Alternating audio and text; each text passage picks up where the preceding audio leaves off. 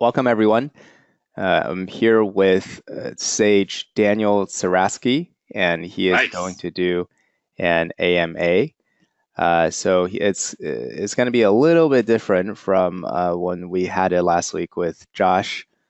Daniel's prepared a short presentation for us, so we'll have a chance to ask him questions after the presentation. So Daniel, take it away. Awesome. Thank you, JY. So yeah, just wanted to thank you first of all for coming. I really appreciate it. And yeah, I wanted to prepare a little presentation to kind of give you a little overview of my journey, my background, and hopefully, help you kind of be able to ask more questions and know a little bit more about me. So let's get started. So can everyone see it all right? Yes. Okay, cool. Okay. So this is a journey of how I went from here, which is how I looked after my diagnostic, and basically incorporated 7Sage, the LSAT trainer, BR groups, a lot of time and work. That's the part they don't tell you. There's no secret magic bullet to success. It is blood, sweat, and tears to eventually get to this point, which is the same bird, just scary as hell.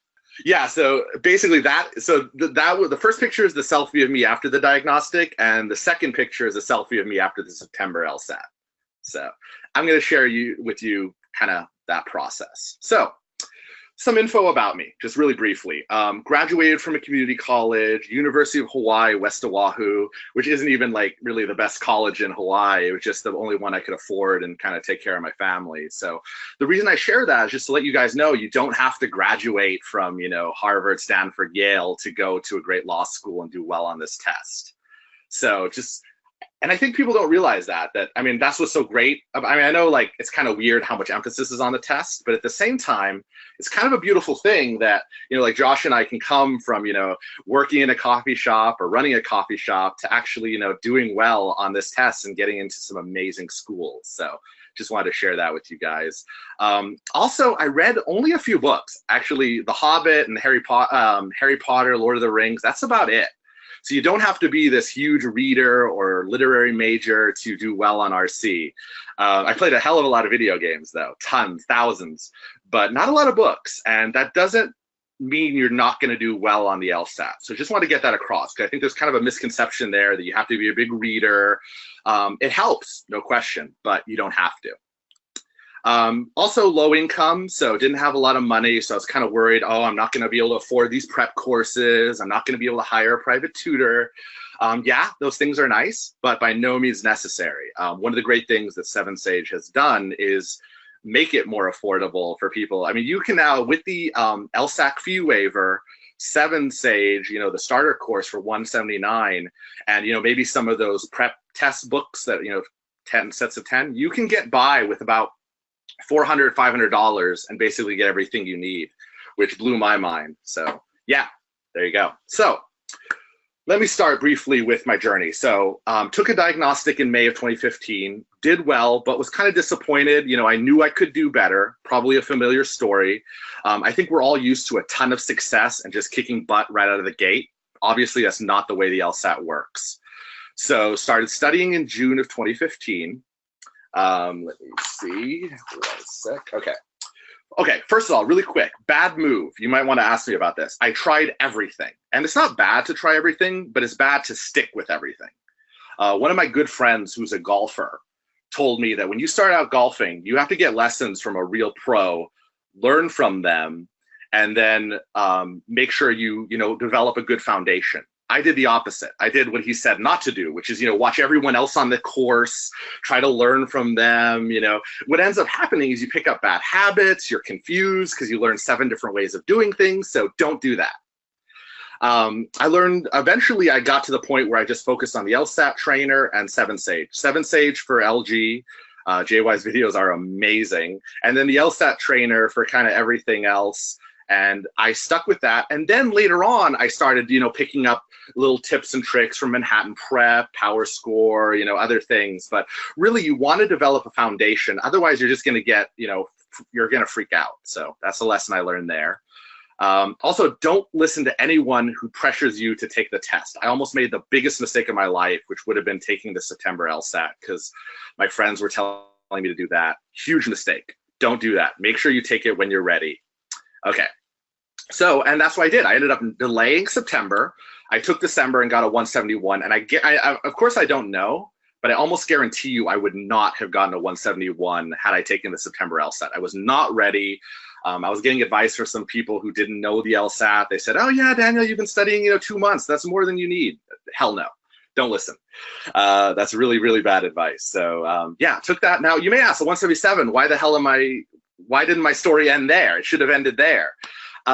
You think it would end there, but this is the important thing. I applied with a 171. I got into some great schools, but then I realized that I left points on the table. My LG, I missed some easy questions because I didn't have a good routine. I didn't, double check my rules. So, and then in RC, I was trying out so many different strategies, like I mentioned before, that I felt like I didn't have a good routine for test day. And that's why I realized I was capable of more. And why settle for less? And plus, I realized that the LSAT score can change your life. With a good score, you can get some amazing scholarships. So why, if you left points on the table, why settle? Don't settle. Okay, so even though I got into some great schools, I realized I was capable of more. And why wouldn't you? What's the rush? This is another point too, where if people pressure you to just go to school, if you know you're capable of more, I would say don't do it. Okay. Now here's where I briefly want to get a little bit personal, where I made some really bad moves leading up to the second test. This is actually probably the most important part of this whole, and this is probably where you're going to ask a lot of questions. I made a really bad move. I studied like a lunatic. I literally tried like every PT. I think I remember emailing JY that I was coming back with a vengeance, and bad approach. Bad approach. You cannot brute force this exam. This is what I was used to in college. I was used to just studying, pulling all-nighters, doing tests.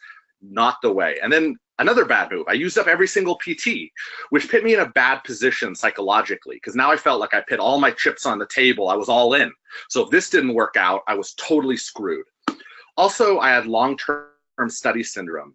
One of the students I was working with told me that the great part of 7Sage is that we encourage people to study a long time, which is good. I totally recommend that. The only bad side of that is that you also get this impression that because you studied a long time, you're going to do well automatically.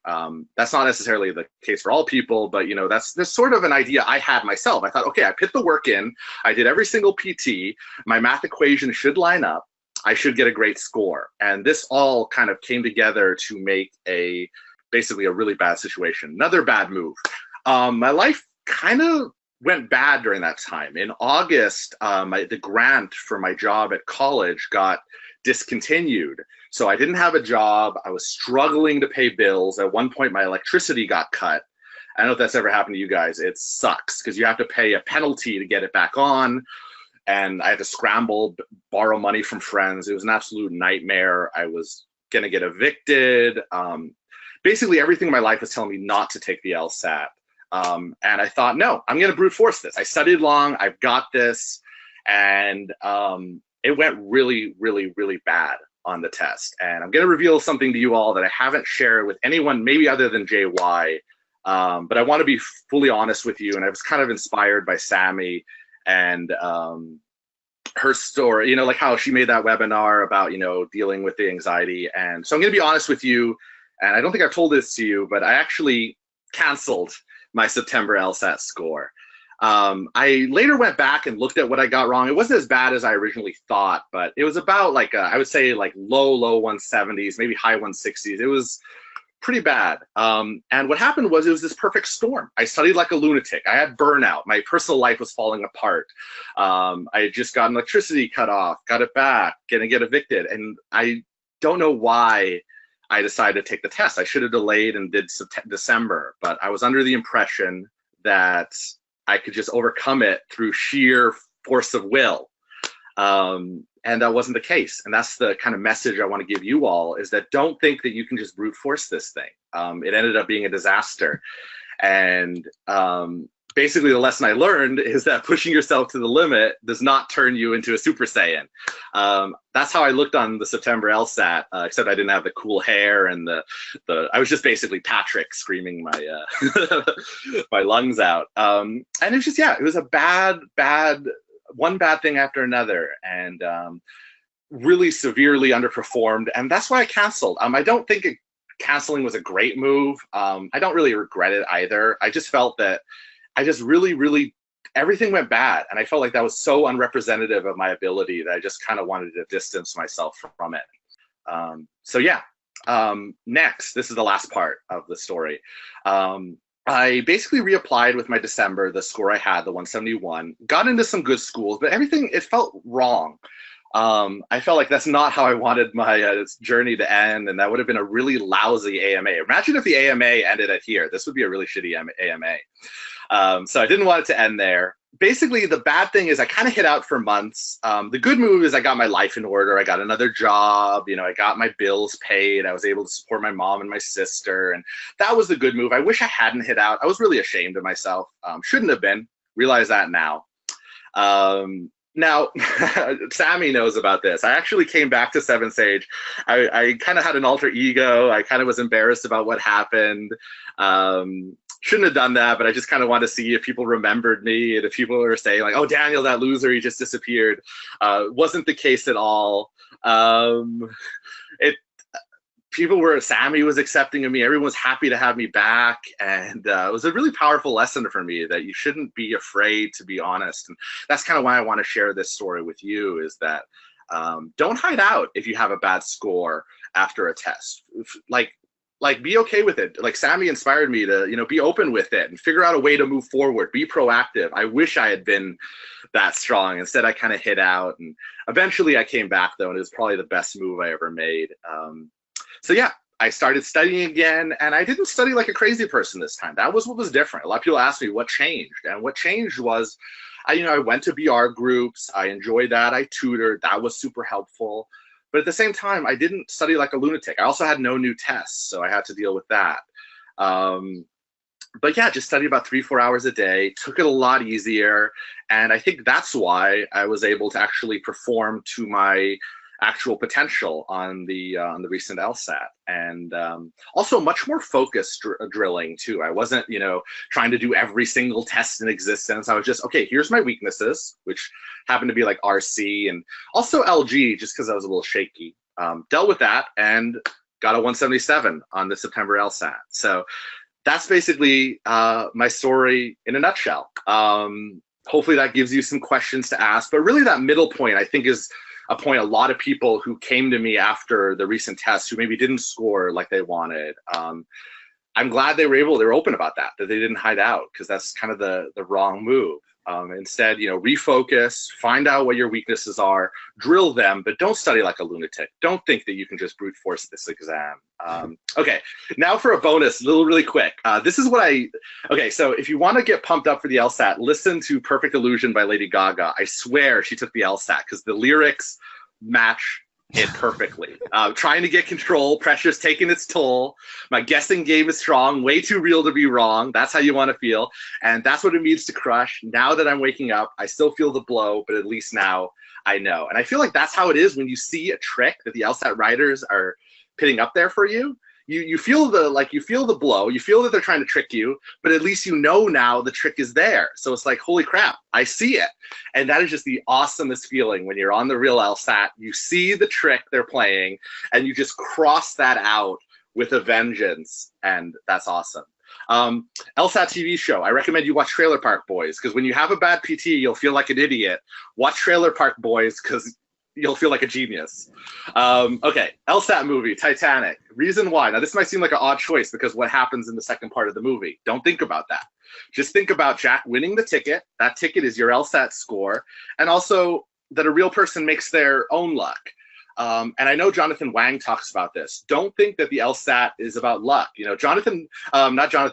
Jack, he played a good game of poker. And that's how he won the ticket to the Titanic. And that's how he got to go on this dream ship. Now, please don't think about the second part of the movie, because I know that's kind of a bad analogy. But that's why when it used to be that Titanic was on VHS, I would only actually watch the first VHS tape, because that was the happy tape. And I just wouldn't watch the second tape. So yeah, there you go. Okay, finally, if you're going to play a game, play Dark Souls, because that is way tougher than the LSAT. So if you can beat that, you can beat the LSAT. So there you go. That's my presentation in a nutshell. Well, thank you so much, Daniel. That was awesome. You Um, got it. I know you probably weren't keeping an eye on the chat room, but just so you know, you have offers on the table. There are currently 5 kidneys, a liver, and some unspecific limb to I'm trade for sorry. your 171, which you don't even need anymore. So I think you should take this No, yeah, off. I can trade it. Yeah, yeah, please. I could use. 5 more kidneys. I have high blood pressure, so I could use an extra heart, I guess, Yeah. which you can't really get, I think. Um, but yeah, just to clarify that, I know it's like I have to be careful because I know 171 is really good. The point I want to get across is that when you know that it's not what you're fully capable of, and you stress, anxiety, it might be your life falling apart. Don't let that pressure push you into doing something that you shouldn't be doing.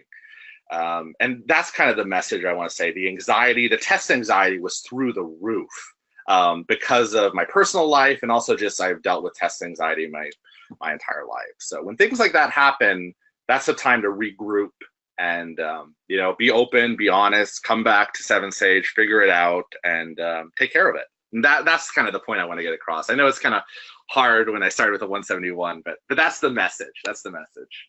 What felt different this time when you went in to take the test?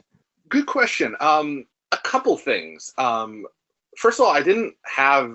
Well, one thing that was nice is the change they made, where you don't have just three test takes in 2 years. That was a really nice change because kudos to Josh for being able to do well on his third take, because there's an enormous pressure. I know this was his fourth take, but way back when he did his third take, and that's kind of why I was so stressed out, because that was my second take, and I knew I only had one other take left, so there was a lot of pressure going into my second test. And that kind of wasn't there on my third test, this one, because I knew worst comes to worst, I could take December, I could take February. If I needed another year, I could take another year. I stopped telling people in my personal life that I was studying for the LSAT. Best decision I ever made. The whole going into the second test, my entire college knew that I was taking the test, and I was getting emails saying, "How you doing? You're gonna crush it. You're gonna get a 180. You're gonna kill it." This time, I didn't tell anyone. I mean, the 7Sagers knew, but no one in my personal life knew I was even taking this test. Yeah. So a lot less pressure. I had, more takes in my, if this didn't work out, no one in my personal life was pressuring me. If I had to wait a year, I was going to wait a year. I kind of cut the whole idea of having a timeline. Yeah, that was the biggest game changer. That took a lot of the anxiety. I mean, the proof to me was when I actually fell asleep and got 6 hours of sleep the night before the LSAT. I don't remember sleeping my first two times. And actually on my second time, I had a panic attack the night before. So I could feel the difference. The feeling was physically different. My body was different, my emotions was different. And I think that was it. And that way, my strategies came through. The other side of that is too, that I focused on making sure that my strategies were in place, because I think a lot of people underestimate LG on the real test. LG, everyone says, LG -0, guaranteed, you're going to do it. The reality is though, getting some feedback.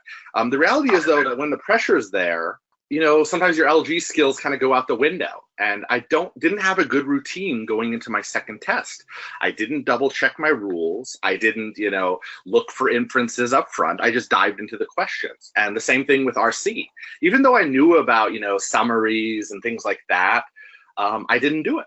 I don't know what, I just kind of started to panic and just dived into the questions, and that didn't happen on this third time because I drilled it. I did low-res summaries, high-res summaries on RC.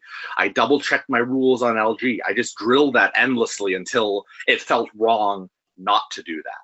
Kind of like how when you go into a car and you put the seatbelt on automatically, it's like it feels wrong not to put on the seatbelt.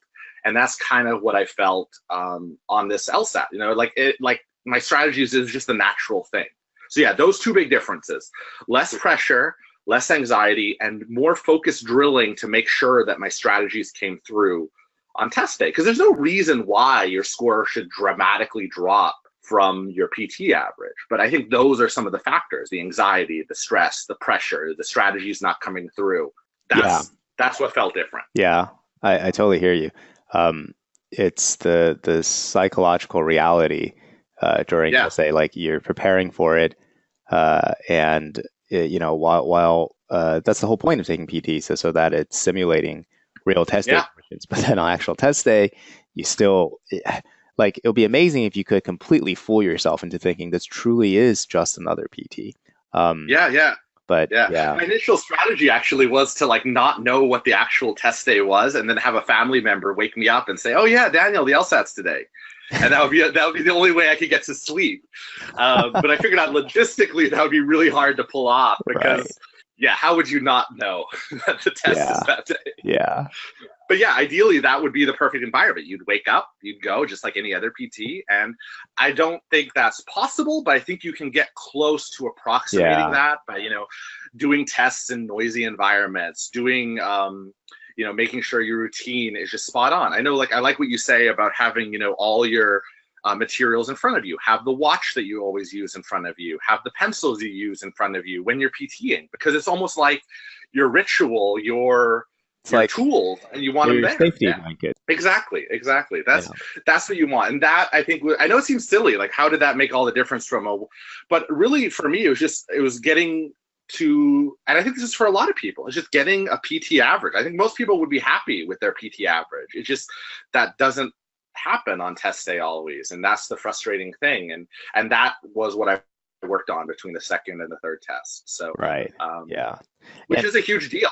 Yeah, yeah, and the fact that the LSAT has done away with the three takes rule yeah, really makes it um, that much more possible to approximate this idea of, okay, I'm just going in to take another PT, yeah, right? Because it doesn't, exactly. you can just keep doing that. I mean, you can really Yeah, just yeah. keep.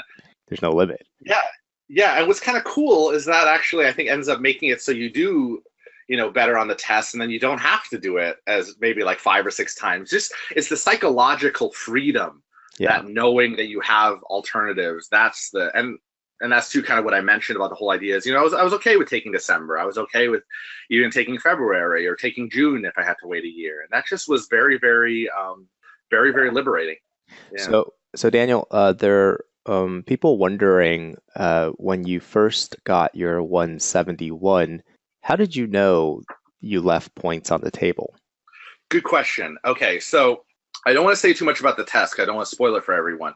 But there was a what I would call like the difficult game of that section. I was able to do that one actually. I went -0 on that game, but I missed 3 questions, two in the last game, which was actually a fairly easy game, and then one in the second game. And for the life of me, I couldn't understand why I missed it because it seemed like I didn't write the rules down correctly, and also that there was an inference that I always had to make for myself. And I found that this inference, I had to kind of force myself to make it. And what I found is on test day, of course, I didn't make that inference because I was too like stressed out to force myself to do anything. And that's when I realized, wow, if you have to remind yourself on a PT to do something, there is no way in hell you're going to do that on the real test because so I realized that that was an easy question that if I had a good routine, I could have got that right. And the other two was because I didn't double check my rules. And I'm pretty sure that I misdiagrammed something and that cost me 2 points that I Hmm. never should have missed. So those 3 points would have taken me from a 171 to a 174, which doesn't sound like a lot, but that's a huge jump. You're talking about being below Harvard's median to being above it, right? Yeah, To having very like a hard chance of getting into Harvard to having a very, very good chance of getting into Harvard. So that alone made me realize, wow, that lack of discipline and ritual cost me, Harvard. And then the other thing was RC. I had adopted a notation method kind of, I would say, a couple weeks before my first test. And it was really good. It was Nicole's method, which is awesome. The only problem is I adopted it with not enough time to really practice it. And that's a very, very bad idea. You should never kind of take on a new strategy the week before you do the real test. That's a big no no. So, what I found is on the real test, I was kind of scrambling on RC. I had all these different ideas, like, oh, I better notate that. Oh, I better do this. Oh, I better do that. And I ended up just kind of like haphazardly working my way through it. And I missed a bunch. I couldn't believe it when I reviewed um, the test. I just saw that, I didn't think about the passage. I just kind of like stumbled through it. So I missed quite a few points there as well. So yeah, that's what told me, especially the LG though. The LG was not that a -3 is bad, but just that, it was a lack of routine. And that just showed me Right. that that was not good. And also in LR, I only missed 2 in LR, but the ones I did miss, for some reason, I don't know why, but after I finished, I had a few, maybe 5 minutes left over. And for some reason, I went back to the first 5 questions and reviewed them. I have no idea why I did that. I didn't circle those questions. It still baffles me. And I should have gone back to the difficult questions, and I hope might have been able to, figure out the 2 that I got wrong, because I had circled at least one of them, if not both of them. But for some reason, I just went back because I didn't have a routine. At that time, I wasn't used to the idea of having extra time at the end. So I had no idea how to use it correctly. Hmm. So that was another thing. So I don't know if that makes sense, but just really, really bad strategies and approach. Like, I think my understanding of the test was really good, but my approach was just horrible. LG, it was bad. RC, it was bad.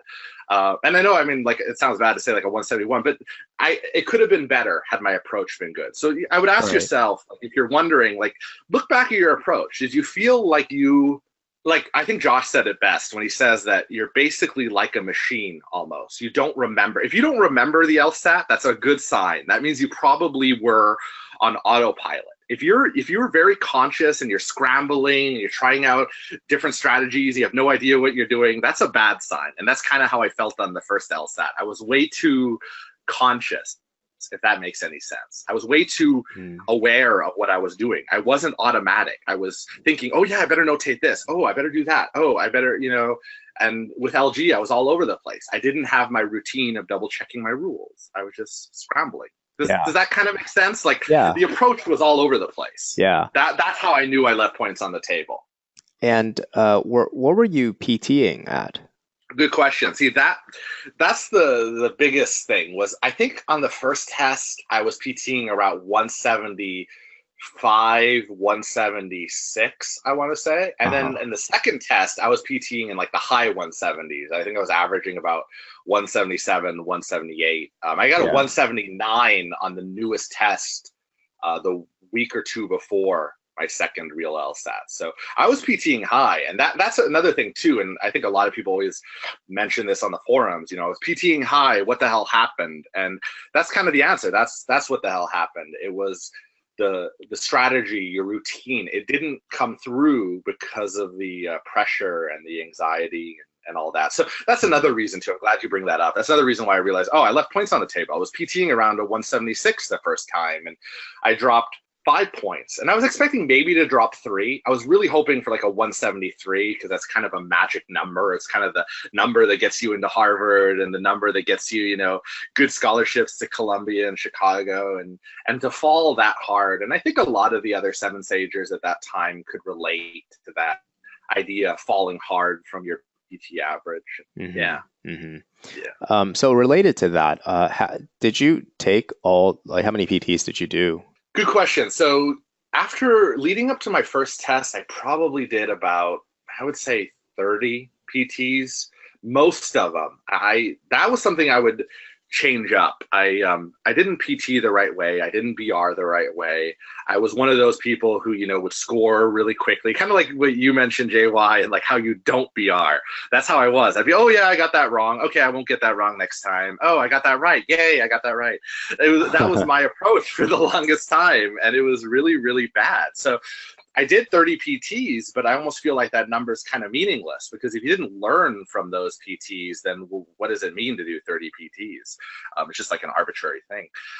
So yeah, I would say about 20 of those PTs were bad PTs, and then maybe 10 of those were the good PTs. Because towards the as I got closer to the December LSAT, I was on the BR calls with Dave Levine, dumb Hollywood actor. So that's when I started getting a really really good understanding for what real BR means. So yeah, that 30 PTs leading Mm, into, which is kind of almost all of them when you think about it, because we use 1 through 35 as drilling, and then what you have maybe like 40 left, mm, or yeah. maybe. So it was way too many. So I really only had, I think, like 10 or 15 fresh PTs going into my second test.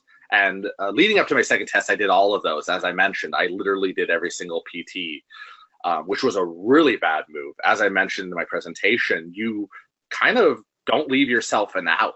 Um, you don't leave yourself an escape plan. Like, what if it goes badly then? You're like, oh shit, I just used every single PT. I used my entire arsenal. It's like you go all in. If you lose then, you're bankrupt. Yeah. Um, Yeah. so Usually yeah, that was a bad move. it's a good idea to save some PTs. Exactly. Just psychologically knowing that you have, like, at the very least, even if it's not, I mean, it is actually beneficial, but even if it wasn't, I think just the psychological factor of knowing that you have an alternative, a way out, that you have some fresh tests to learn from, that's huge. So, yeah, Yeah. to answer your question, by the second test, by the time I took my second real LSAT, I'd used every single PT. That includes, A, B, C, Right. C2, every single one out there. So So yeah, really quality over quantity. That's my message. how did you study Um, then for your this most recent? so yeah, good question. That was actually one of the scary things. I only had one fresh PT, which was PT 81, which was the June Yeah. 2017 test. So yeah, so what I had to do instead was I had no real PTs to gauge my performance. So instead, I focused much more on drilling LG and RC and making sure my routine was on point. So I ended up redoing every single RC section out there, like literally every single one. That's like Mm, 86 of them, I guess. I don't recommend that, but it did help me build a really, really solid approach. I listened to I really love your science RC videos. The mm, whole idea of low res summary, high res summary, understanding the difference between explicit question types versus implicit question types, and I just drilled that into my head, so it was second nature. It felt, like I said with the seatbelt analogy, it felt awkward if I didn't do a low res summary after each paragraph. It felt mm. unnatural. I did the high res, I reviewed it. I got really good at kind of dissecting the test. Also, I tutored. I don't think I mentioned that enough in my presentation, but tutoring is a really, really good way. Even if you just do free tutoring just to kind of explain to someone else, it is very helpful. Now, that alone is not enough, definitely not enough, but it is very helpful to kind of really push yourself, because you have to explain it to someone else, and that requires a deeper level of understanding. So yeah, and then I did every LG again as well, so very focused drilling, and then I would do the occasional PT retake to make sure that my approach was on point, and I would go on BR calls, Mm. and And then I did PT 81 for, like, as a PT, and that went pretty good, pretty good. yeah, actually, I guess just to add on to the tutoring point, I get lazy. Like I know this is true for most people too. You just get lazy when you're sitting there with with the test and just you and the test. And the point at which you decide you understand is Yeah, more often than not too early, right? yeah, So there's more to mine, but you just kind of feel lazy, so you stop. And that just for some weird psychological, maybe it's not so weird, for some reason, it just doesn't happen when someone is there waiting for you to give them an explanation, or yeah, you're talking to someone else and they're really like, I feel this. My mind just goes to, it's just like a switch kind of turns. And then yeah, I'm able to focus a lot harder on the question, and I'm able to just sort of see deeper into the question.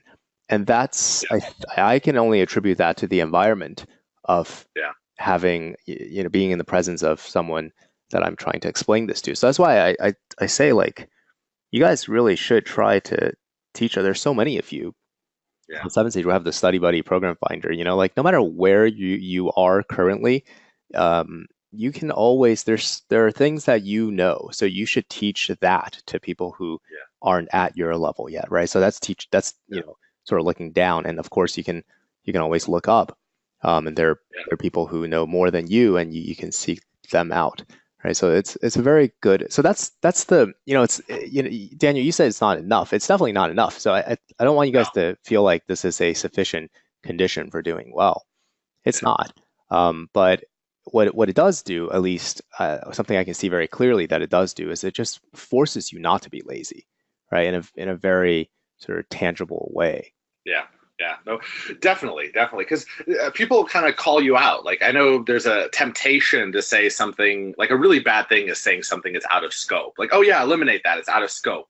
Terrible, terrible reason to eliminate something. There's a deeper reason why it's out of scope.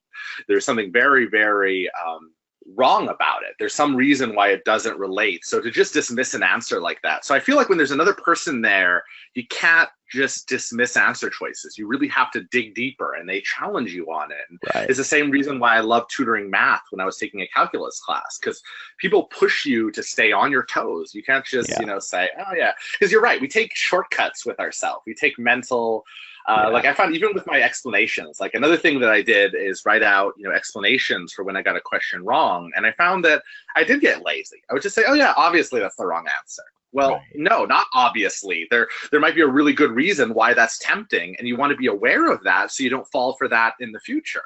Yeah. And that's what tutoring pushes you to do. It Yeah. pushes you to see that. And plus you start to appreciate that the LSAT writers put a lot of work into like each of the wrong answers and the right answer. There's actually multiple reasons why the wrong answers are wrong. And Right. the more you become aware of that, the more likely you are to catch one of those reasons on the real test. Like you may not see the obvious reason, but you might have a more subtle reason for eliminating a wrong answer. And that's one thing that tutoring kind of exposes you to, is other ways of looking at it. It's Yeah. invaluable.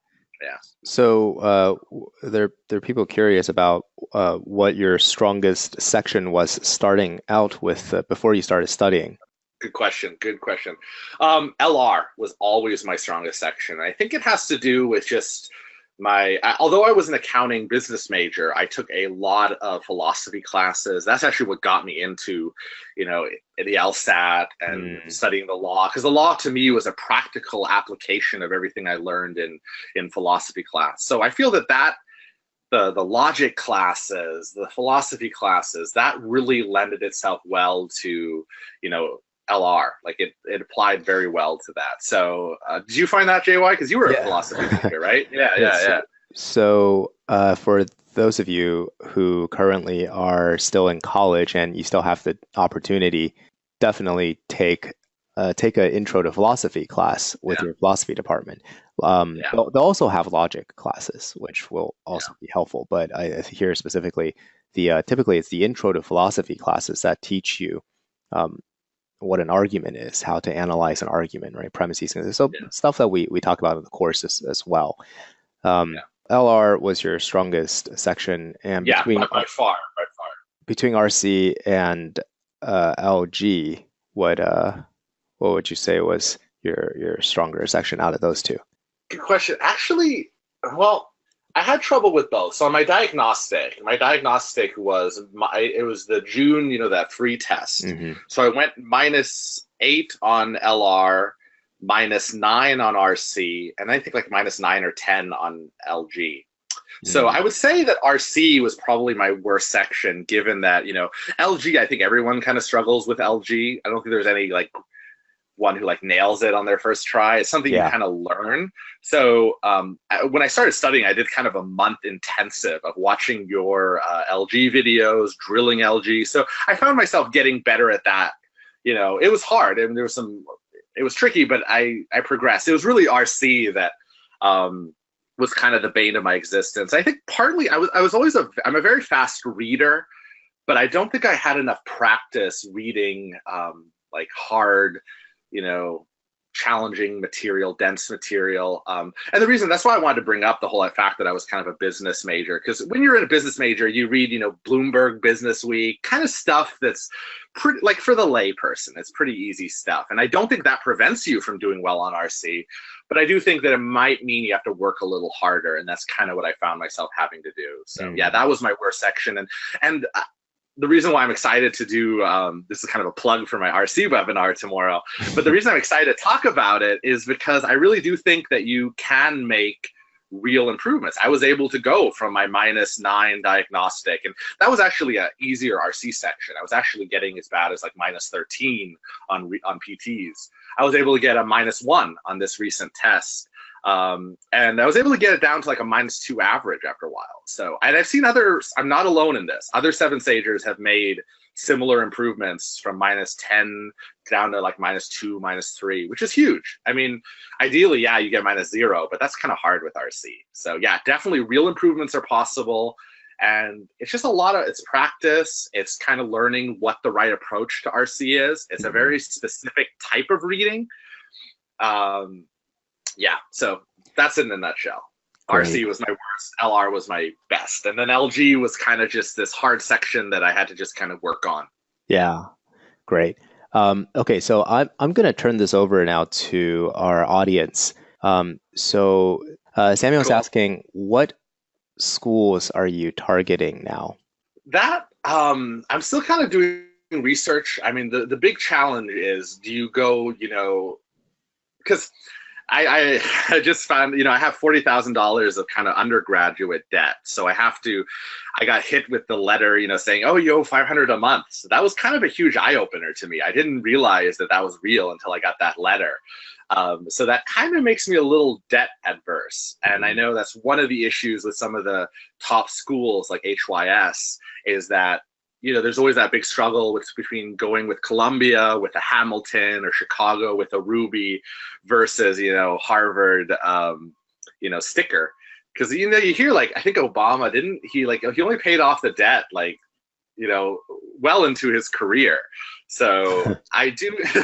And I also, have my mom who's retired and my sister who needs support. So I'm kind of hesitant to take on a huge amount of debt. So I'm still kind of weighing that. So I don't really have an answer, but I think it's a really important decision to think about is, do you go for the scholarship? So it's still a great school. It's not like, they're not great. They're amazing schools. I'd love to go. I mean, any of these schools are like a dream. It's like the Titanic, you're getting this amazing opportunity to come from a community college and have, a shot at these. It's like, unreal. So I guess I should have used Willy Wonka. I think Willy Wonka would have been a better analogy. Yeah, I should have used Willy Wonka and the Golden Ticket because he gets the chocolate factory at the end, which is a much happier outcome than sinking. Yeah. But anyways, so yeah, that I don't really know, but I'm definitely a lot. I mean, all the schools in the top 14 are incredible. So yeah, that's kind of the big issue because I do want to help my family out. My mom, being a single mother, taking care of me. I just want to give her. Ideally, I'd buy a house for her, and that would be kind of ideal. And I'm kind of weighing the option of maybe I would like to go to school debt free and buy her that house and allow her to actually retire, which is kind of impossible in this day and age to actually have a decent retirement. So I kind of like to give back to her and do that. So yeah, that's in a nutshell. I don't really have an answer for you, but that's what I'm weighing is the top school sticker versus Well, I'm sure you'll keep us posted over the next definitely. 6 to 8 months when all the good news start to roll in.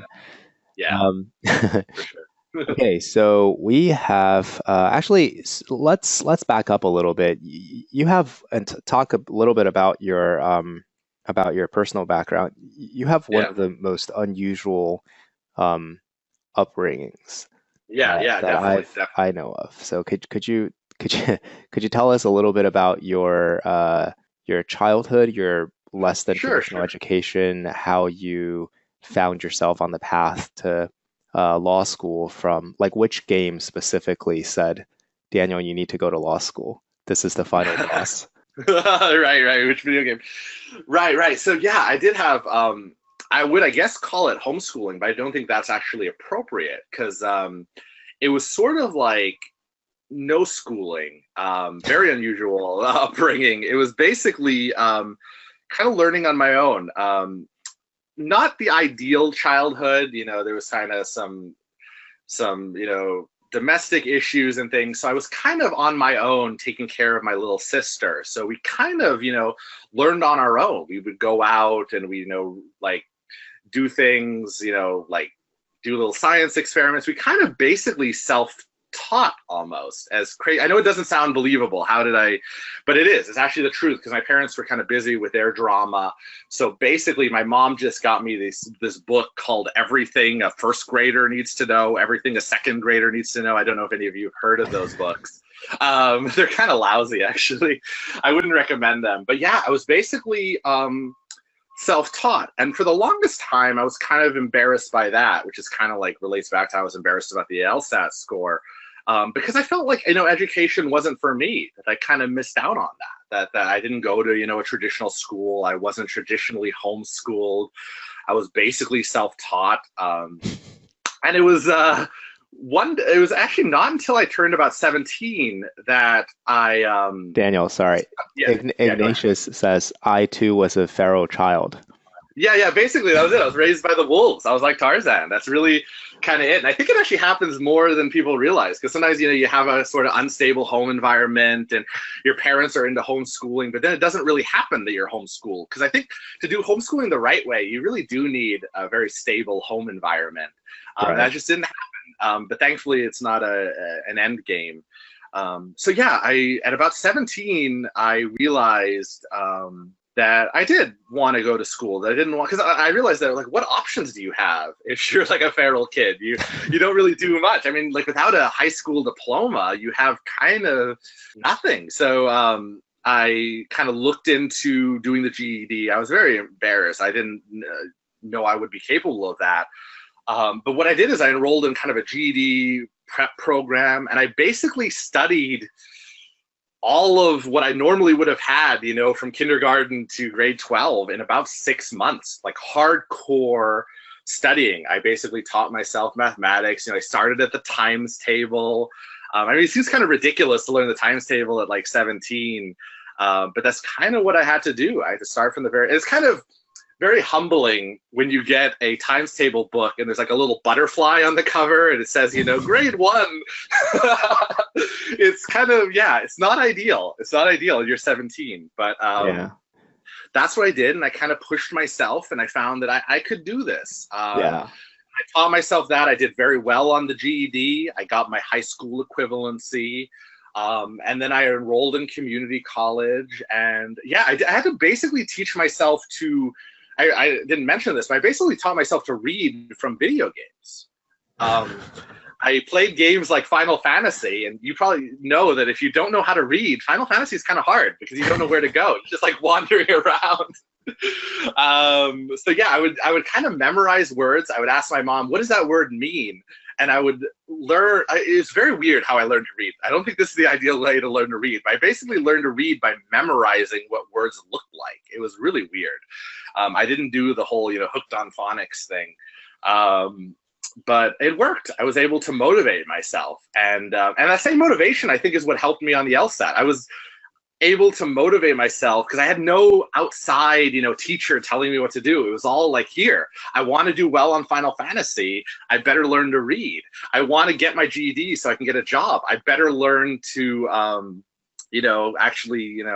my times table. So that, I think, is one of the most powerful lessons I learned from this whole ordeal is that, and I think the LSAT, like I read this interesting paper by LSAT, and it basically said that the LSAT is there to test not only your, I guess, ability, but also your kind of work ethic. Are you willing to put the work in? And that's the thing that I'm grateful for my really unusual childhood, is that it pushed me to kind of self-motivate.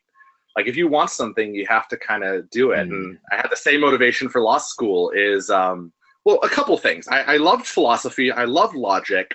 And then I also kind of encountered some things, dealing with, unemployment and food stamps. And I saw, and, my sister, disability. And I saw that there was a lot of injustice. And it's not enough to have a law on the table. If you don't know what your rights are and you don't know what you're allowed to do or what you're not allowed to do, it doesn't mean very much. So that's what kind of motivated me to get into the law. And I realized that I wanted to do more practical things and actually make a difference rather than philosophy was a little bit too maybe kind of heady and too theoretical, and accounting was too mind-numbing. So I found that the law was kind of seemed in the middle. Now I don't know, I can't talk, but that's what it seems like. If I can help someone else who kind of went through, a low-income situation, get ahead, because there's a lot broken. I think I've talked with you, JY, about there's a lot of issues with food stamps and unemployment, and the system seems like it was designed by someone who didn't go through that. And I don't think they were intentionally trying to hurt anyone, but the system is broken. And I think I can offer kind of a unique perspective, and I can hopefully make it better. So that's kind of the situation. So yeah, very unusual childhood. I know it sounds probably unbelievable. I sometimes don't believe it myself. But I guess it sounds to show motivation, and hard work. And and it wasn't easy. I mean, I know I made it sound easy there because I just summarized it in a couple of minutes. It was very hard. There were parts of it that were very humiliating. There were parts where I felt like I didn't belong. There were parts where I wanted to give up. I'm not giving you the whole story because we'd be here all day. But yeah, it was a tough journey, but yeah. Well, there's still a ways to go, but you're off to a good start.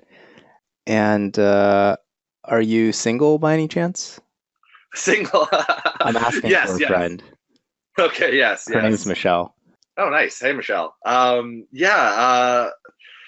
I was kind of focused on the LSAT. The LSAT's not good for the dating situation, I think. And plus, the whole idea of going off to law school, you don't want to start anything. So, but I'm available now. The LSAT's over, so I should join Tinder. And where are you? Where are you physically located? Oh, good question. I forgot to mention I'm in Hawaii, actually. So it's a good place. So I like long walks on the beach because I can go to the beach. It's about 5 feet from my place. So not an ideal place to study because there's distractions, but good place to. Which island? Kauai, which is the Garden Island. So it's spelled Kauai.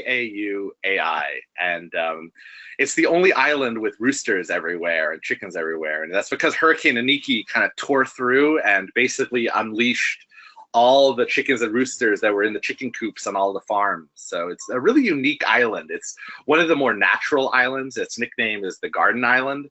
Very laid back, very quiet. It almost feels like it's in the 1960s because there's not really much development. It feels, like a small town. Everyone knows each other. Kind of a cool place. If you guys haven't been to Kauai, Daniel is inviting you all, and yes, I'll give you a tour. Yeah. Okay, let me turn this over to let's see. I know Ignatius is still here. So Ignatius, can you unmute yourself? Is your mic working? Are you there, Ignatius? Well, okay. I guess I'll ask the question. He or she is wondering if you experimented with meditation at all. Good question. I did a little bit of that, and that's actually something I didn't give it enough maybe attention as I should have. However, I did, and I should have mentioned this in the presentation, one big difference between the second test and the third test was I actually went out to the gym. I had a gym in my apartment complex, so there really was no excuse.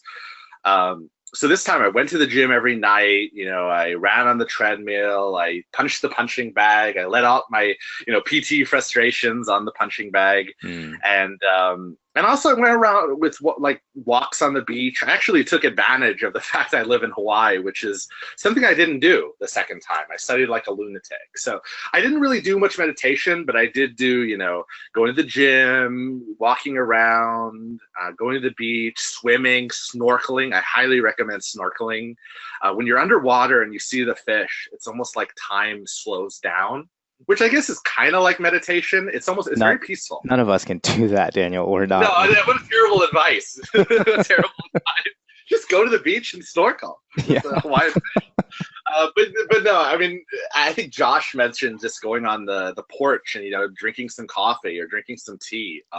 Huge difference maker. And I think that's something that's undervalued is the idea that, the little things matter. Especially when you're PTing above where your target is. If you're there, it's more now a matter of getting yourself in the right, psychological mindset.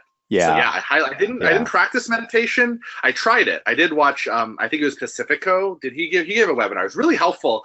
I don't know, for me, like going to the gym and running and doing things like that felt more natural to me. So that's why I did Mhm. that. But yeah, highly recommend. Um I Yeah. know it So seems bad taking a break, but don't I mean it's a good break. Take a break from the LSAT for a little bit. Go out. yeah, I think the higher level principle is to have some way to manage your stress. It doesn't have to be meditation. No. Yeah, whatever it is. Yeah, yeah. But yeah, it's important to manage stress. Absolutely. Okay, so Olia Z, are you here? And is your mic working? Sure. Can you hear me? Yes. Hey, Hi. yes, we can. Perfect. Hello. How are you? How's it going?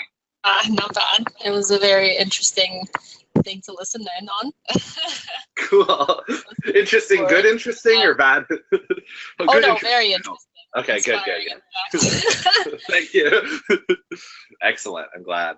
And Olia, you had a question earlier. It was a long time ago. I don't know if you still remember. About LR, I have been talking to people, and then I had to reload my page.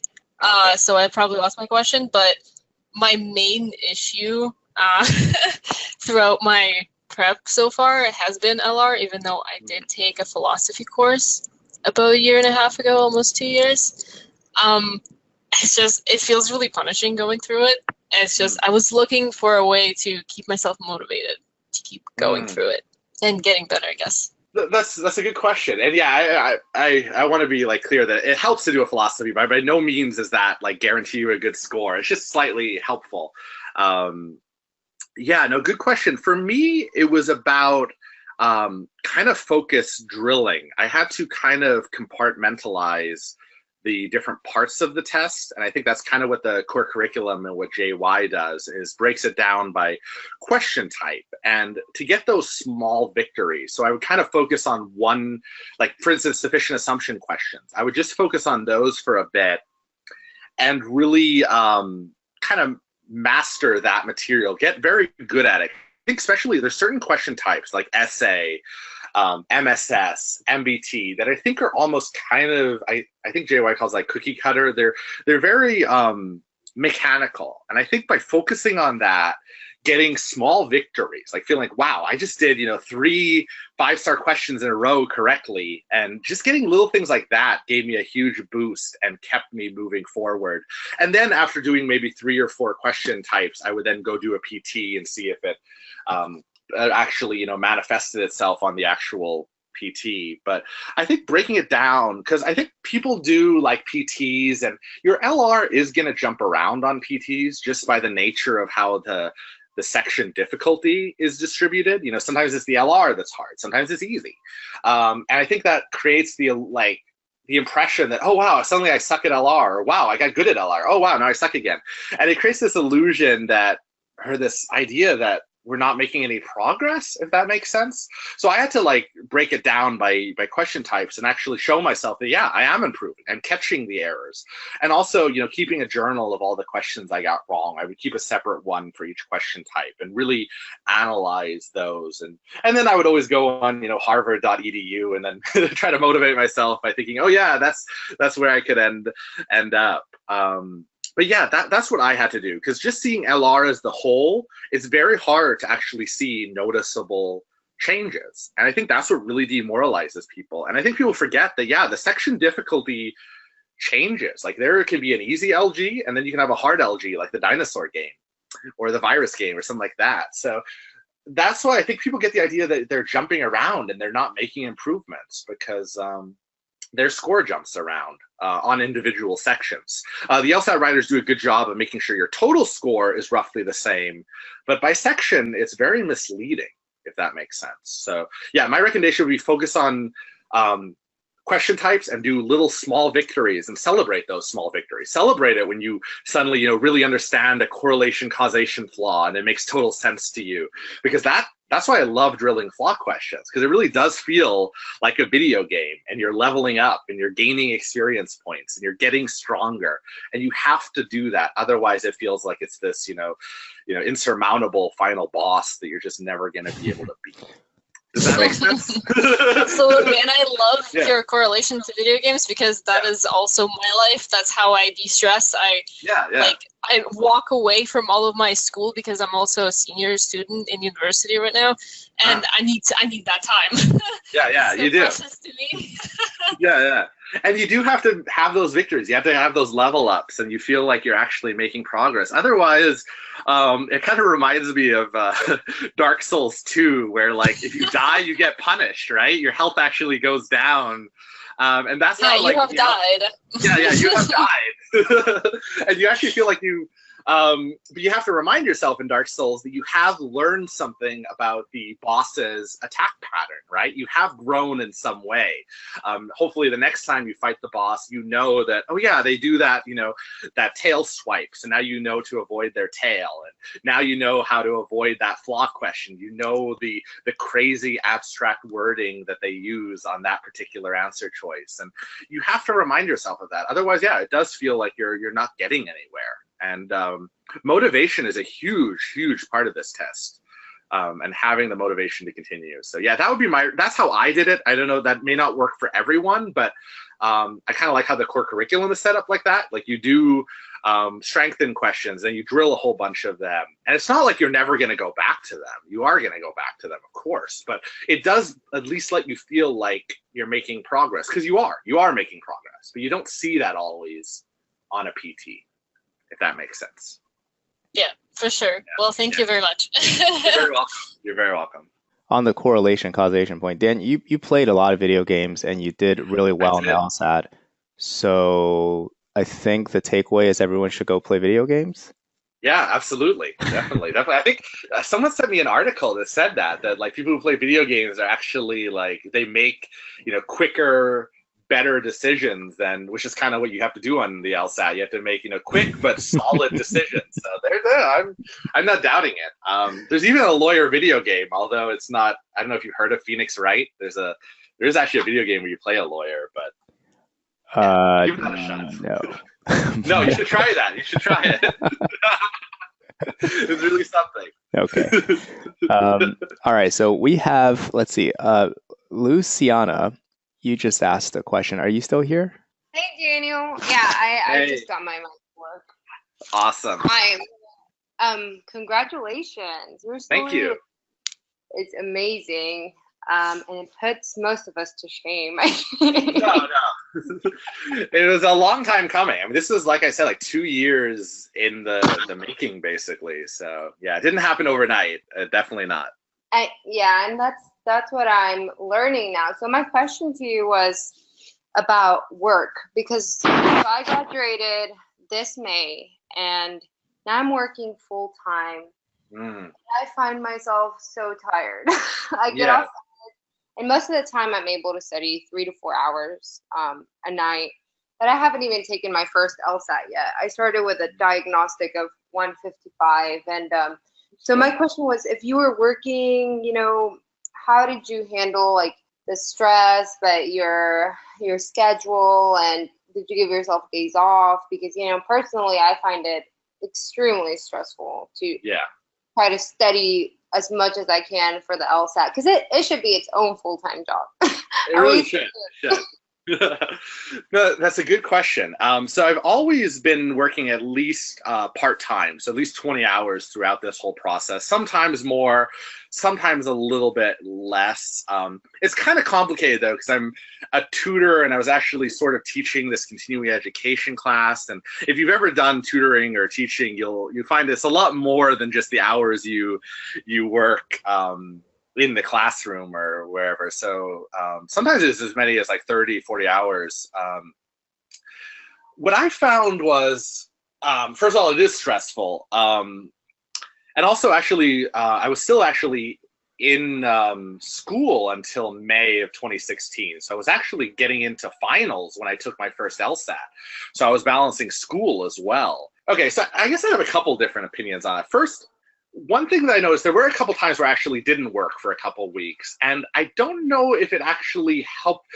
Ideally, I think it's best to work part-time because it gives you a little bit of a distraction from the LSAT, but it's not overwhelming. Full-time is not ideal because What I found is when I had no work and I just had the LSAT, it was almost kind of intimidating because I felt like I wasn't using my time. I wasn't studying the LSAT enough. It almost becomes kind of weird where it becomes kind of daunting when you have nothing but the LSAT. So I actually enjoyed my part-time work in that it kind of gave me a distraction from the LSAT. Now, when the work did get kind of hard, when I got closer to 30 or 40 hours, that's where I felt like, oh no, this is actually bad. This is messing me up. The compromise I came to was on days that I worked, I would do mostly LG because I found that I could do LG pretty good on, like even when I was tired at the end of the day. And plus, one cool thing I found was that if you, and I know some people have talked to me about this too, is if you can do LG after a long day of work and you still, make your inferences up front and you still double check your rules, that is a fantastic sign that you really have your strategy down, because that shows it's so natural to you that even when you worked all day, you're still pulling it together. So that's a cool side effect of that. And then I would do RC and LR on the weekends because I worked at the college. So the college actually only was there Monday through Friday. So on weekends, I would do my LR and my RC and my PTs. Ideally, I would do a PT on Saturday. I would BR it on Sunday. So if you're working full time, definitely don't do any more than one PT a week, and don't try to do a PT at the end of your work day. So yeah, that would be my recommendation. It is hard. It sucks. Working full time in LSAT, not ideal, but life happens. I had to keep working to help my family out, so I couldn't take time off from work for that. So ideally do LG after work and then do LR and RC, or do LR and RC in the morning before work, like when you're fresh and you can really make good use of that time. That's how I found kind of the balance between work and LSAT. The only reason I bring up that idea of not working is I've known people who just stop their job and then sometimes they're not always as excited as they thought they would be, having all this time for the LSAT. Because really, you can only study, I don't think you can do 10 hours of LSAT studying a day. I don't think anyone can, or at least you can't do it productively. So, that's kind of my thoughts on it. The balance is fit LG when you're tired, LRRC when you're on your weekends and in the morning. And do PTs only on the weekend. Never do a PT when you're tired. I know people who do that and they get a bad score and it completely crushes their morale. Please don't do that. Yeah, I tried doing that, never doing it again. Never again. Never. Not even once. Not even once. It's like meth. Not even once. And JY, shout out to you because I de-stress at the gym and look at the LG videos while I'm on the treadmill. That is awesome. That is awesome. I'd like to say one more thing before I get off. I see there's a few DFW people here. I'm also in the DFW, so if y'all want to message me, feel free to do so because I love to study on the weekends and I'm down to get together. Yeah. Thank y'all. Well, thank you, Luciana. You're welcome. Yeah. Thank you. Before I forget, I just want to relate to you guys a little anecdote. So right after the score release, a week or two ago, Josh Can't Get Right emailed me and let me know that he got a 176, which was great. And I congratulated him because that set the record for the highest score ever by a sage. And then, so I told him, and what he said was, well, I hope it doesn't remain the record for long. And then sure enough, 20 minutes later, he's like, oh yeah. I've already been dethroned. Daniel got a 177. So I would like to. What do you guys have to dethrone? Yeah, exactly. Now I like the giant bullseye on Daniel's score. So one of you. That was the intention of icon. Yeah, very, very. And then once someone gets a 180, we need someone to get a -0 180, and then that's it. Then you're done. Yeah, the target keeps moving. And then you have to compare writing samples, and we have to have JY grade your writing samples, and that'll be the tiebreaker. Oh God. So we have about 15 minutes left on this webinar. So if you guys have any questions, keep typing them into the chat. I am keeping a queue. Next, I'm gonna turn this to Brian. Oh yeah, I'm here. Hi, Brian. How are you? Hey, awesome. Good. How are you guys? Pretty Good. good. Pretty good. Better now. I'm just going through the curriculum right now, but every time I approach the problems and questions, I'm doing basically what JY calls blind review, and I feel like I'm taking too much time to do each questions and studying. So I was wondering if there's such thing as being too too anal about doing these questions or studying. Maybe I'm overdoing it or whatever. I don't know. That's a good question. I did find that originally, well, it's kind of tricky. So sometimes I would do maybe too much review. I would do a write-up for like every single question that I was drilling, and that was not productive because the reality is we do have, it's about using your time efficiently. You don't want to take, like, I always use the example of, in Dragon Ball Z where they have that, they would go into this area that kind of froze or at least slowed down time, and they would train because they knew that some big bad guy was coming, and they would train in this place where they could train for a year and basically get a year's worth of time in like one normal human day. So I kind of wish I had that on the real LSAT, but the reality is, you want to study productively. Right. So it is about finding a balance. It kind of depends on what it is in particular. Now, when you're like, are you doing write-ups for every single question, or what? No. For the level 4 or 5 difficulties. Okay. Like I just go through every question and every problem, not every problem, every answer choices. Like I have to be 100% sure before I move on, and that takes me a lot of time, So maybe I don't know.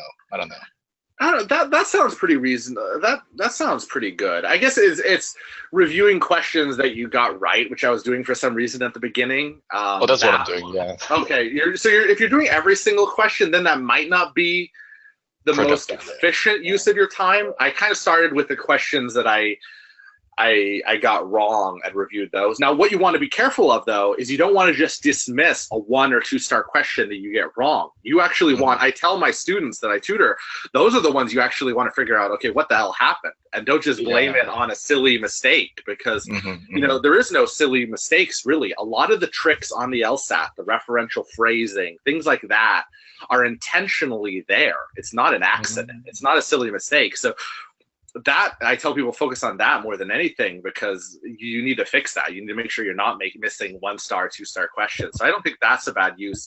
Maybe not reviewing every single question, like the ones you get right. Now, if you're not sure, I don't know, maybe I want JY to jump in on this, because I feel, but I don't know.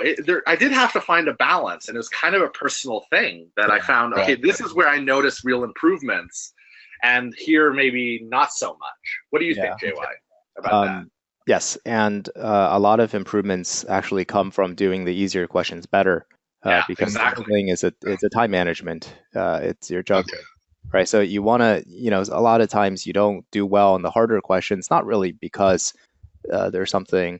The reason, you can trace the reason back to how much time you spent on the easier questions, and you spent too much time, and so you didn't have enough time on the harder questions to do them. Right? The questions are of varying difficulty, and therefore should be spending a varying amount of time on the questions, less time for the easier ones, more time for the harder ones, right? So often, in a simplistic review process, you don't look deeper than, did I get this right or did I get this wrong, right? So if you don't look deeper than that, you just won't review a lot of the questions that are easier and you got right.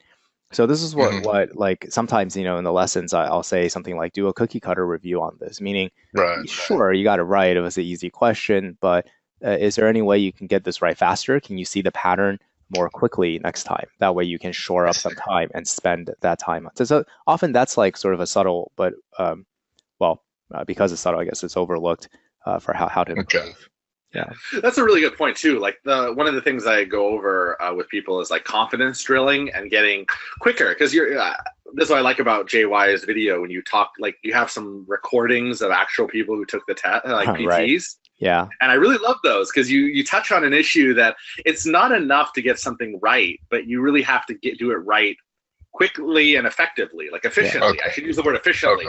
So like for me, like a lot of people think, oh wow, you got this score, it must have been easy. Absolutely not. They were the 5-star questions kicked my butt. It was a struggle. I don't think the LSAT's easy for anyone, but it was about having an efficient strategy where I did the first 10 questions in 10 minutes because I wasn't if I knew the answer to an essay question was A and I knew that was the gap, I didn't waste my time reading B, C, D, and E, which I would have done in the past. I would have spent an extra minute double checking, and you don't have that luxury on the LSAT, right? It's unlike, in college, I don't remember there ever being a time issue. I think it was more of a content issue. You either knew the material or you didn't.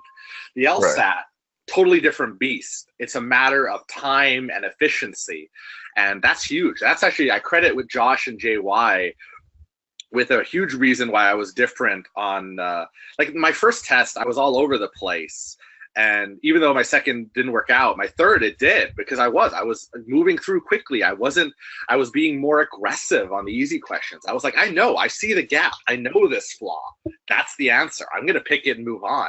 And that's why I had time for the 5-star questions, and I was able to get a lot of those right. It wasn't that I looked at the 5-star questions and said, oh, wow, that's easy. Not at all. Right. I had the time to devote to it.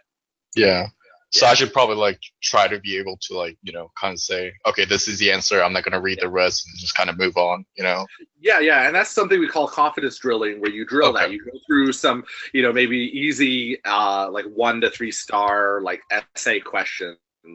And I find that on essay flaw, that's where when I work with people, I find they lack that, and I did too. You lack that confidence. You want to be sure of your answer, so you read the rest, but we don't have that luxury on the easy questions. That's the reality of it. And if you watch, JY do a live recording, you'll see he has time for a solid second round, and he has that time because he didn't double check every single question, which is awesome. So yeah. So yeah, that's a huge point. You're not wasting your time by reviewing or making sure you're more efficient on the easy questions. Quite the opposite. You're actually getting better at this test as a whole. Yeah. Good question. Okay. Awesome. Well, thank you. Absolutely. Thank you, Brian. So Peter, you asked a really good question. Daniel, having the journal of your missed LR questions, how often did you review those? And good question. Oh yeah, go ahead. The second part. There's the second part. Do you feel that reviewing those helped you improve? I only ask because I'm doing that and trying to review every day. That's a good question. I don't know if I have a great answer to that, because I find that I didn't actually review it very much. Now, I did follow Pacifico, had a really cool idea of making a custom LR section for yourself of all the questions you missed. You would kind of copy and paste them in a document, and it was this really brutal, evil tests LR section, developed by Satan himself. It's basically every 5-star question you've ever missed. And I would do that a couple weeks later. I had to give myself some time to forget. And then if I missed it again, I would then go back and read the explanation I had written for those. And also, whenever I did a PT retake, I would read those explanations again, and I would dig a little deeper, because often I would find that my initial explanations were kind of lackluster. Kind of like how I mentioned, you write things like, oh, out of scope, or obviously that's wrong. That's a terrible explanation. You should never write, obviously that's wrong. Why? I mean, how's that supposed to help you? So yeah, to answer your question, I didn't review it the next day, but I would review it as I did PT retakes, and also I would do the Pacifico method, and I would kind of redo those questions, and then I would go back to my explanations. I would see how good they are, and then I would actually kind of improve them. So I would update my explanations, but I didn't really review them on a daily basis or anything like that. I found a big part of it was actually just the writing them out. Kind of like how when you take notes in college, you don't always review your notes. It's kind of the process of writing it out and forcing yourself to dig a little deeper that really creates the learning experience.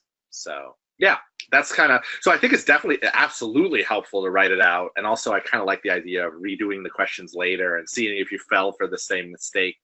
And that's actually why I like PT retakes. I don't think retakes are a bad thing. It's especially enlightening when you get the same question wrong on 3 retakes in a row.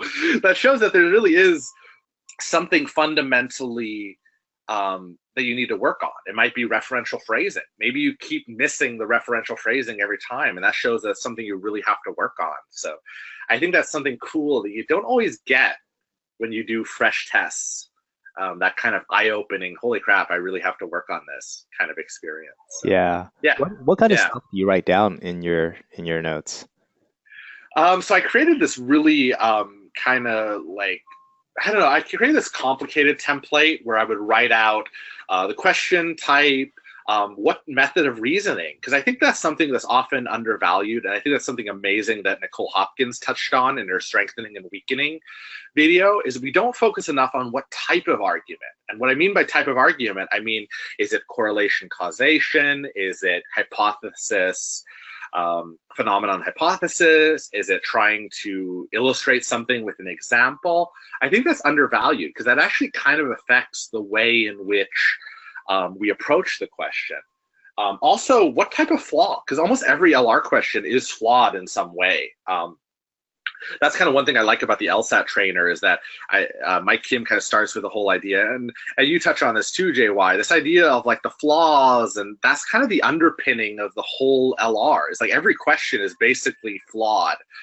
And so I would write that out in my explanation. I'd say, what's the flaw here? What type of argument is this? What was my prephrase? I would dig really deep. And where did I go wrong? Did I have a good understanding of what the argument is, or did I rush into the question? I mean, the answer choices. And then I'd write out, what mistake did I make? And then also, what strategy? How am I going to do it differently? Because if you don't have any idea of how you're going to approach it differently, how is it going to, like, what's going to change in the future? And I think that's where a lot of people, they think that just by seeing the problem that suddenly it's not going to happen again. It's going to happen again because obviously the question is not going to look the same. They do a good job of, disguising that as something else. So it's your job to dig deeper, find the underlying flaw, the underlying argument, and figuring out a way of addressing that. And I would also assign myself some drills too. Like, oh, I better work on this. I'm going to work on correlation causation flaws. I'm going to do 10 of those. And then, of course, I'd write out an explanation for each answer choice as well. But yeah, that's what I recommend. I think you have to push yourself to do something different, because if there's nothing different, it's kind of like, what is that, the classic, definition of insanity? It's like doing the same thing twice and hoping for a different result. That's kind of what it is at the LSAT. I think people, they expect that just by acknowledging the fact they made a mistake, that somehow that mistake is not going to happen in the future. It is going to happen unless you do something kind of noticeably different or drill something to really address that fundamental gap. And do not let yourself get out of it by saying, oh yeah, dumb mistake, I won't do it again, or oh, I was tired. Yeah, that's not going to cut it. You owe yourself more than that. You owe yourself a solid understanding of what went wrong and how you're going to correct it. Great. So yeah, that's it. Great. Well, we're coming to the end of this AMA, and I know people definitely can't get enough of you, Daniel. So how would someone stay in touch with you? Where can they hear more from you? Good question. So you can reach me always through 7Sage. Just my name, Daniel.Soretsky. You can also reach me. I'm typing in the chat now. This is my my main email for LSAT stuff. It is LSAT. Let me see. Where's the chat? There we go. It's LSAT Daniel@gmail.com. Typing in there. So yeah, feel free to email me. Email me is probably better because the method of emails, I can kind of sort it, and I can see that I haven't responded to you yet, and all of the emails that I have to respond to, I kind of put in a separate folder. So it's a little easier for me to kind of separate things out. While in 7Sage, the messages kind of all come flooding in. It's a little harder to get back. So I prefer email, but feel free to reach me on 7Sage. And here's my 7Sage. It's just my name. Let's see here, Daniel.Soretsky. And that's me on 7Sage. So either way, either LSAT Daniel, which is my email devoted solely to helping people with the LSAT, or Daniel.Soretsky on 7Sage. Great. And, yeah, please reach out to me. Any questions you have? I know you didn't get to everyone, so yeah, please feel free to reach out to me. I'd be happy to help. And don't forget about Daniel's RC webinar tomorrow. Yes. Thank you for the plug. When is that? Yeah. What did I say? 7:30 Eastern Standard Time tomorrow, Thursday. Great. And I'm going to go over some really solid like foundational strategies that kind of tie on to or add on to what what you talked about in your science RC videos. Because I think I want to start out with a foundation that I think applies, and then we can kind of move on to more individualized kind of things like, Cool. you know, certain RC question types and things like that. So should be good. Great. Well, thank you guys so much for attending. And Daniel, thank you too for your time. Oh, my pleasure. This was awesome. Thank you so much. Yeah, good night, everyone. Good night, everyone.